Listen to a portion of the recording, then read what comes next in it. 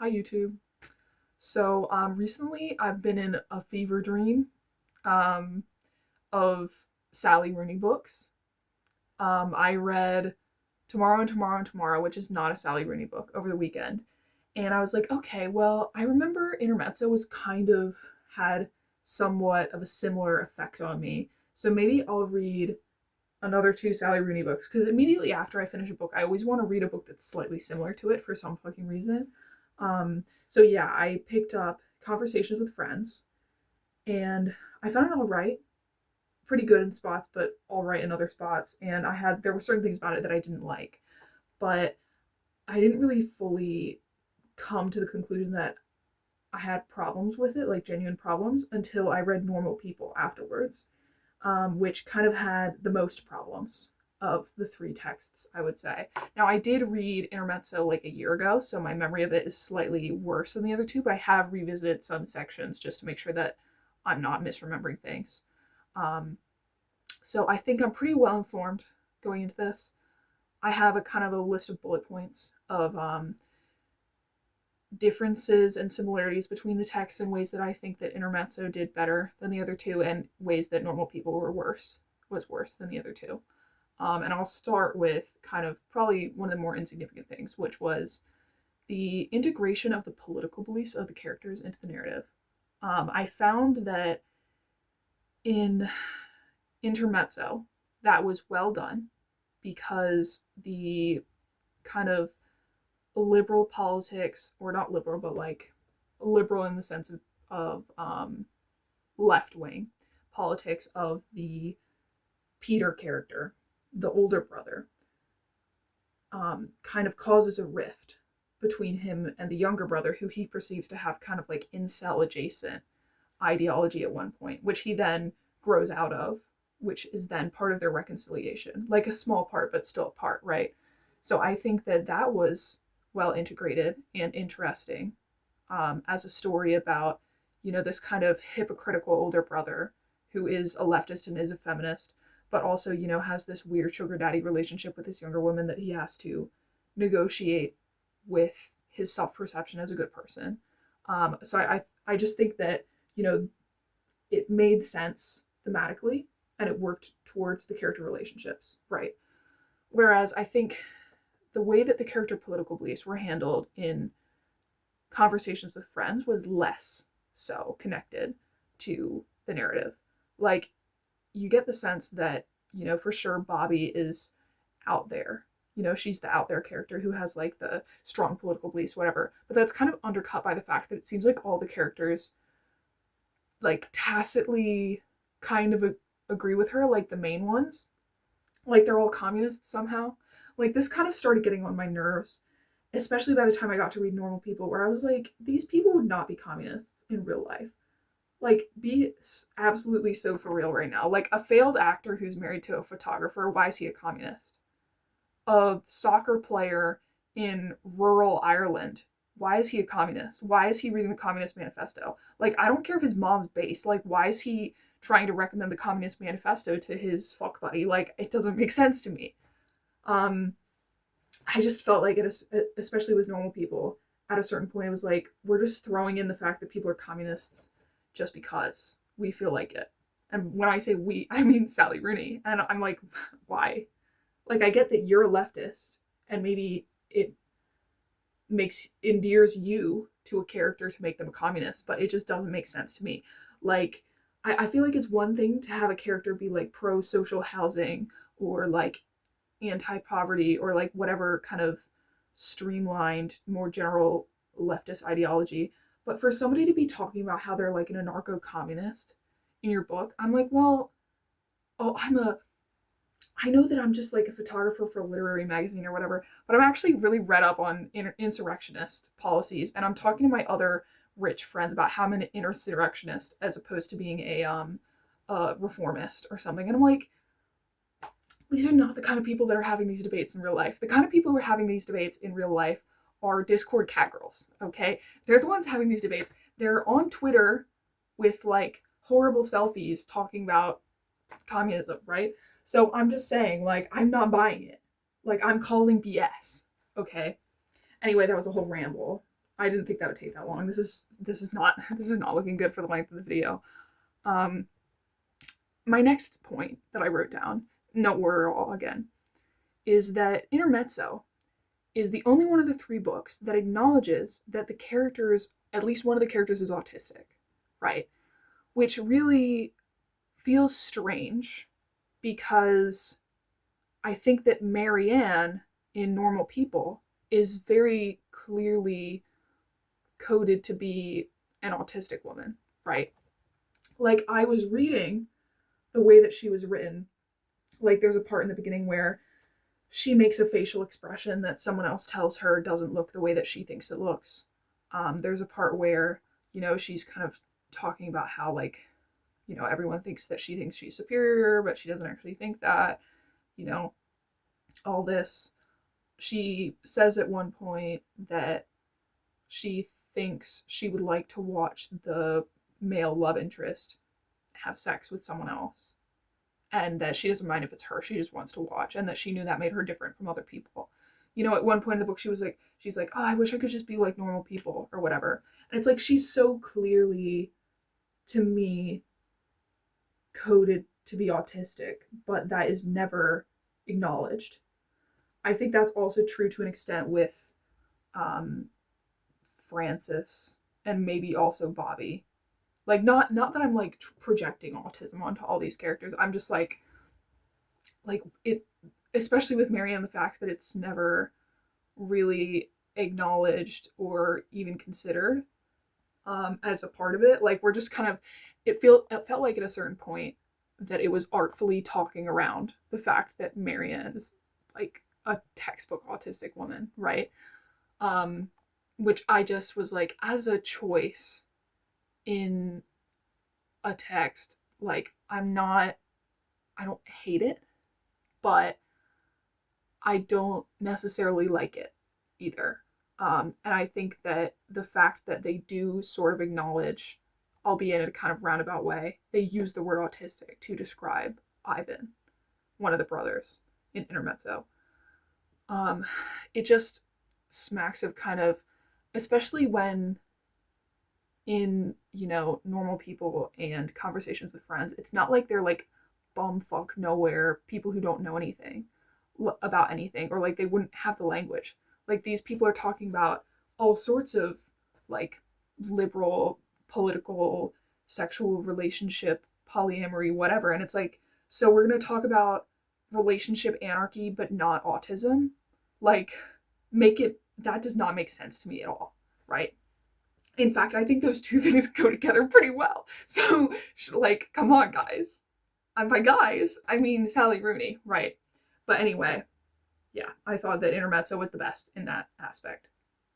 I think Intermezzo also had the best structure of the three novels. I didn't dislike Conversations with Friends structure. It was just kind of straightforward. I mean, I didn't like that the narrative just kind of kept undoing and redoing itself. We get back together, we fall apart, we get back together, we fall apart. But, I'll revisit that. But, like, structurally, it wasn't offensive to me. Whereas I found the structure of Normal People to be absolutely balls to the walls frustrating, which is totally a term that people say all the time, is balls to the walls frustrating. But, anyway, in Normal People, what it does is it skips every few months, and then it has like stuff where you're suddenly jumping and you're like, oh, this development has happened, and then it goes slightly back and has a scene where it's like, oh, what had actually happened was this. And it's like, well, if you were gonna tell us what happened, why didn't it just happen in chronological order? Like, the only thing that this is doing for me by having you jump into what's happening now and then go back to what happened that made that happen is you're like spoiling the plot development and kind of undercutting my investment, right? You're like, oh, well, here they're gonna have like this big scene where they're like emotionally bearing their hearts, and this whole thing like is unfolding, But instead of having that unfold and me sitting on the edge of my seat being like, oh, what's going to happen? What's going to happen? I already fucking know what's going to happen because you already told me and now you're going back to it. There's no sense of building what's, yeah, there's no building. Like, I'm not a person who thinks that narratives have to be linear. Like, I do appreciate a winding narrative, but it didn't feel winding. It just felt anticlimactic, like consistently anticlimactic. Um, and then there would be, things that happened that were like, oh, we've jumped to this point. And I'm like thinking, okay, well, this kind of needs an explanation. Like, I'm waiting for the period, the part where they show us the scene that happened in between, right? Because, she'd done that for all the other chapters or something, or all this other things I had noticed. And then it didn't. And I was like, okay, so this plot development just happened over there.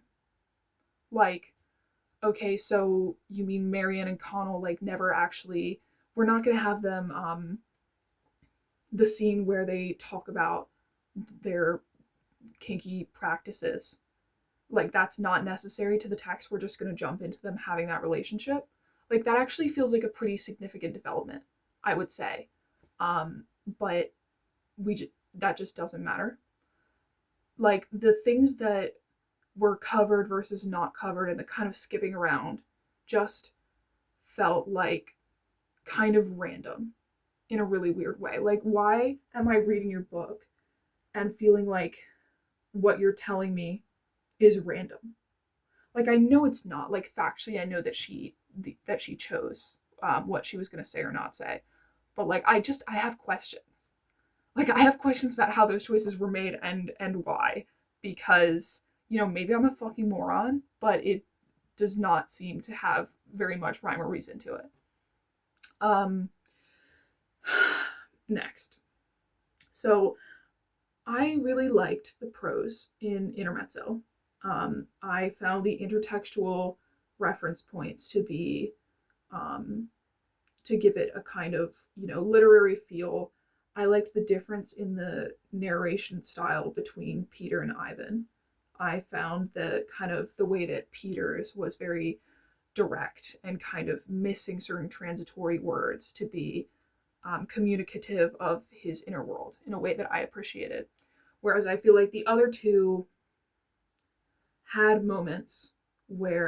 books had moments where they were nice to read in prose, but other times it was just like reading someone's diary. Like, I especially felt that with Normal People.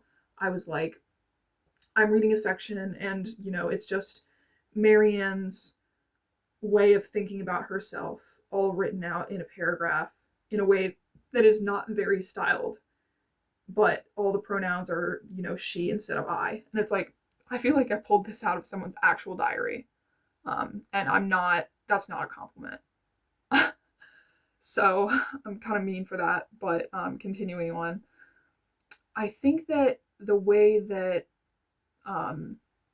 Intermezzo handles Peter's mental breakdown makes a lot more sense than Colin's mental breakdown in Normal People.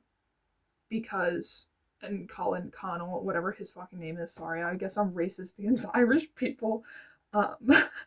Or Colin, what's his name? I don't remember. Anyway, not a good sign for how I feel about the book that I don't remember the name, and I read it like yesterday.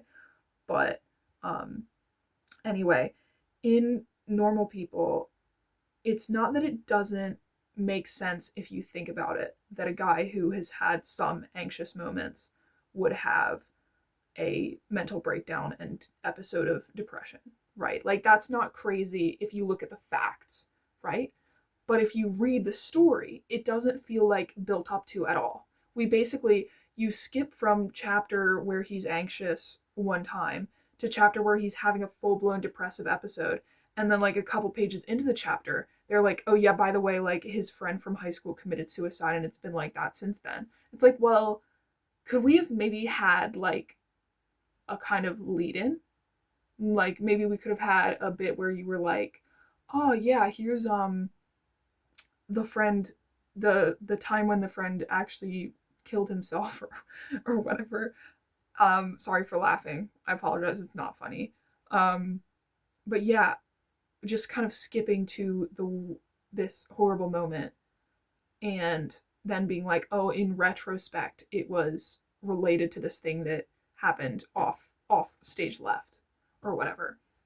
Just again, anticlimactic, and I feel like it does a disservice to the way that mental illness kind of comes across in the book, where it's something that feels like it came on really suddenly, um, and just kind of fades away equally as quickly. I was like, this doesn't feel like people were saying, I saw in some of the reviews for Normal People, that it felt very realistic. And I was like, does it feel realistic because it's actually realistic, or does it feel realistic because some of the characters like have things that you have, like depression and autism or something? Like, I don't know, just my take.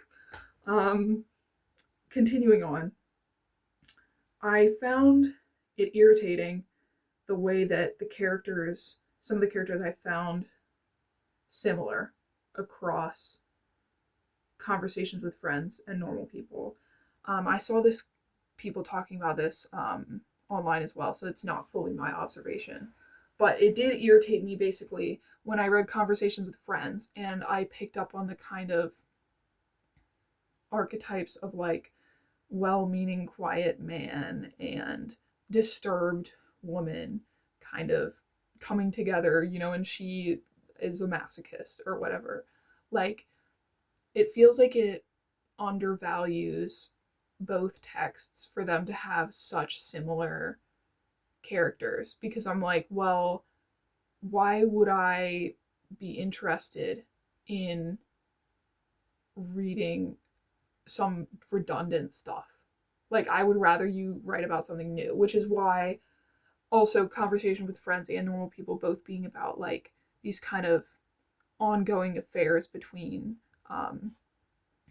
you know sad young women and emotionally distant, depressive young men. Well, not as young in Conversation with Normal People, but you get what I mean. Like, that kind of back and forth, I found got kind of tedious. And especially in Normal People, it did feel kind of melodramatic. Whereas I think that because of the grounding of family in Intermezzo, it felt a lot more novel, a lot more of commentary. The fact that, you know, the affairs that the brothers have in Intermezzo feel greater than the sum of their parts because they also are reflections of each other, right? Like, the younger brother has an affair with an older woman in Intermezzo, and the older brother has an affair with a younger woman. And initially, the older brother finds out about the younger brother's affair and is judgmental of the older woman and who she could be. And then, later the younger brother finds out about his affair and is like, oh, so you were projecting, right? And it becomes this parallel between them, where also Ivan has what ends up being a kind of uncomplicated, happy relationship with this older woman, and Peter is struggling with his two relationships or whatever. So I found that, because it was a parallel, to be interesting. Whereas in part, I found the affair back and forth in Conversations with Friends and Normal People to just be myopic and melodramatic, um, especially Normal People. Like, I liked Marianne in the beginning, and then kind of as the text went on, she fell more and more into this kind of archetype that I usually wouldn't call out, but it felt so gratuitous. It was like, oh, here we have like this sob woman who wants to get beat up because of how traumatized she is. And she only knows how to relate to men by getting beat up by them. And it's like, usually I don't care about that. I'm not mad about it. But something about it in Normal People just kind of rubbed me the wrong way. Maybe it was because I liked her initially and I found her relatable initially, that then when it got to the part where she was like, I guess I'm gonna, yeah, I've never done any kink stuff before, but I guess I'm gonna hang out while my boyfriend beats the shit out of me with a belt. And it's like, who does that? Like, I'm not discrediting anyone who jumps straight into the deep end with BDSM because of an overzealous partner. I'm not saying that never happens, but I do think that generally people don't do that, is kind of, what I've heard from the people around me. Um, just a thought. I think, and that kind of gets into my dislike of the sexual moralism in normal people.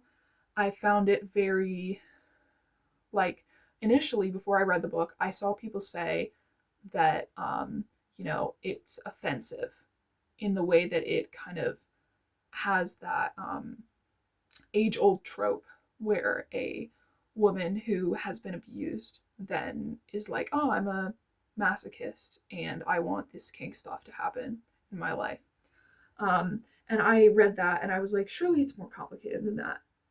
And I'm always kind of on the side of the book before I read the book, where I'm like, if I see people saying that a book is problematic, I'm like, well, but is it? Or are you just a specific type of person who likes to call books problematic? Like, I was like fully going in ready to say, no, it's not moralizing. It's actually very complex. And, she's talking about the cycles of abuse and trauma and yada, yada, yada. And then I read it and I was like, no, this is really prudish somehow. Like, why is this? I think the thing that got to me the most was the way that it kind of implies that, there is no middle ground between um, no, like, physical pain being inflicted and, like, getting choked out by a man who hates you and beats you with a belt or whatever. Like, guys, like, you can do a little bit of, like, fun stuff, right? Like, not putting in any of my own, whatever, but, like, there are things in between, right? Like, it doesn't have to be. It felt very leering, the depiction of, serious BDSM or, like, severe BDSM or, like, hardcore or whatever. It was like, it felt almost like people gawking at 50 Shades, but it was in a literary fiction novel. Like, oh my God, can you believe that he takes pictures of her and she's tied up and she hates it and she wants to throw up and she feels so bad.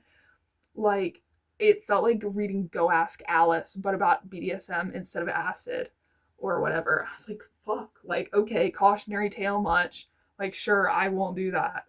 Sorry, Miss Rooney. I feel like I'm being a little bit dismissive. I'm sure that she had good intentions, but, like, I really think that there have been better stories about vulnerable women who are brought into BDSM relationships that are more than they can handle. E.g., Tomorrow and Tomorrow and Tomorrow actually has a better depiction of that. I found the one in Normal People to just be extremely shallow, and I really didn't like the way that basically it seems like they imply in the end that the it's okay to do kink stuff as long as it's only verbal. Like, it's fine if Connell or whatever his name is tells Marianne to do something and she does it. That's cool. But he won't hit her because that's evil, right? And it's like the only kind of hitting that gets acknowledged is like a slap in the face, which is also kind of hardcore. Like, you can slap other parts of the body and that's not as hardcore, and people do that who aren't even kinky people. So, like, it just felt very detached from what kink actually looks like. Not that I'm an expert. Anyway, I also did not appreciate the waifishness of the main female characters in Conversations with Friends and Normal People. I found the depiction of their weight and their eating habits to be woefully naive and kind of problematic. Yeah, sure, I said it. You heard it here first, guys. I'm actually canceling Sally Rooney, and I think she should be strung up. In Minecraft, I'm joking, and I don't actually want that either. In Minecraft, either give her a pedestal in Minecraft or something. But anyway, I did not like that the character in Conversations with Friends, Frances, is, very thin, and her thinness is described in a way that it's like, oh, the reader's supposed to feel something about this. And, she's not eating at all, but it has nothing to do with her body image. Of course it doesn't. Thin women never think about that. They're just not eating for financial reasons. And it's like this, I don't know, it feels like when you're reading a YA novel and they say that the heroine has like knobbly knees and arms and that's why she's ugly, because what they're actually trying to tell you is that she's thin. Like, yeah, we're telling you that she's ugly, but like she's not fat. Okay, she's just ugly, which is fine, you know anyway. I And then in Normal People, it seems like Marianne at some point kind of has a problem with not eating, but it's never brought up. And I was like, I felt like there was it was kind of gross how they had Connell have this whole plot line where he's like going to the counselor and getting diagnosed with depression and whatever. And then Marianne's over there with undiagnosed autism and anorexia, and she's just like slaying, I guess. Like, whoops, guess that happened. Next page, who cares? I found it, very unserious about that. Um, yeah. And I actually think that eating disorders are really serious. So take that, Sally. Just kidding. Anyway, the last thing I wanted to say, and I knew this would probably be my biggest point, which is definitely why I put it at the last part of the video where no one will be watching it anymore. But I want to say both Conversations with Friends and Normal People end on a inconclusive note, kind of. Like, you can argue about it, that actually it's slightly conclusive. And I was thinking about having a textual analysis moment where I show that it isn't, but I'm probably not going to do that because it's just too much work and it's already 27 minutes. You're kind of just going to have to take my word for it that it doesn't feel that conclusive on either of them. And I know other people agree with me, so I don't feel that bad about assuming that. Whereas Intermezzo does have a actual conclusion where, like, over the course of the novel, the brothers have been fighting, they've reconciled, and Peter is acknowledging that he has a non-conventional relationship with two women, and Ivan is inviting him to Christmas with his older girlfriend. And it's like, wow, they've kind of healed from the grief that they shared over their father's death. They've come so far as siblings, etc. Whereas, Conversations with the Normal People, it's like, okay, she's been in an on and again, off again relationship with this older man. She's just talked to him about how she can't talk to her best friend and partner, kind of, about what's going on in her life, her chronic illness, whatever. And she's like, oh, I don't know why I can't talk about it. I guess I'll talk to her about it at some point. And it's like, could that have been the conclusion of the book? I think it would have been a lot more satisfying if that had been the conclusion of the book, her actually having that conversation. Why is the conclusion of the book her being like, all right, I guess I'll get back with this guy again? Like, it didn't feel like a significant change from any other times that she had gotten back with the guy over the course of the book. Like, how am I supposed to conceive of this? Like, I could see so many loose threads already where, Bobby had previously lashed out at the main character for her weird relationship with this man. Surely Bobby's going to be mad when she finds out that she started it up again, right?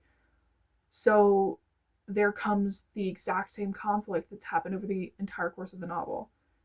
In Normal People, it ends in kind of a really weird anticlimax where it's like, oh, they introduce in the last like 3 pages that maybe the main guy is going to go to America to study or something. And then the girl's like, well, you brought goodness into my life, so it's actually fine if you leave. And it's like, well, okay, first of all, where did that come from? And second of all, they acknowledge that he's probably going to come back. And, you know, she's gone on study abroad and come back too, and they got back together. And, you know, she had changed from that before.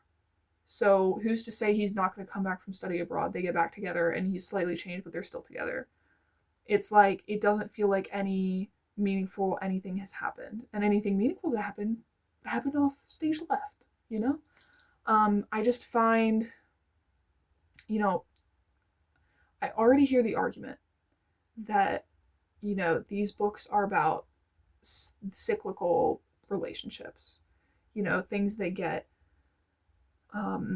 slightly better but never really change, or like, you know, the pitfalls, or, you know, the circling the drain, whatever.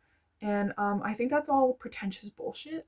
That's just an excuse for not having to come up with a good conclusion for the book. Like, I've heard this so many times about other inconclusive story endings, that like, oh, you know, actually it's about how things never end. It's like, okay, well, it's a book, so it should probably fucking end then.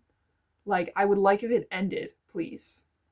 Like, I actually don't like being unsatisfied at the end of a book, and I would prefer that I was. I would like to have not, like, if you are going to end a book in the same way that you could have ended it on page 50 before you did the same thing 5 times, then why did I read another 200 pages? Like, I just feel, you know, and obviously I'm being slightly obtuse. Obviously more things happened in those other 200 pages. But I'm just saying, like, I really, with the kind of inconclusive endings, I don't get what the desire is. Like, I have actually felt it as a writer at times where I've been like, wouldn't it be so nice to just end this in an inconclusive way and have people thinking about it?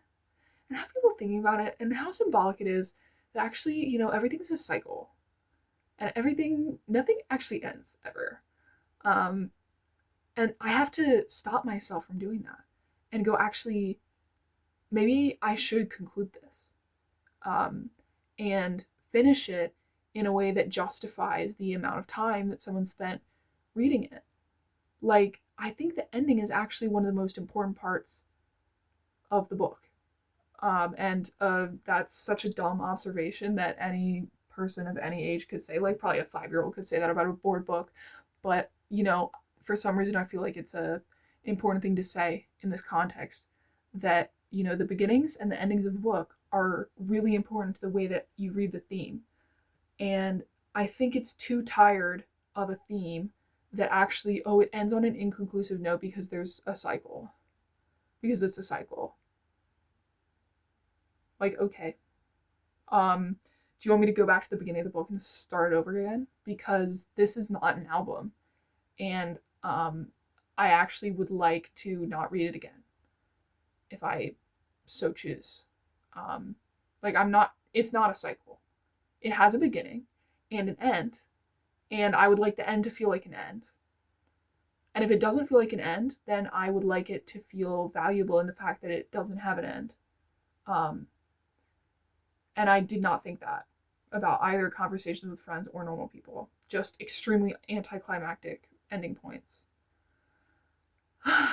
And that's the video.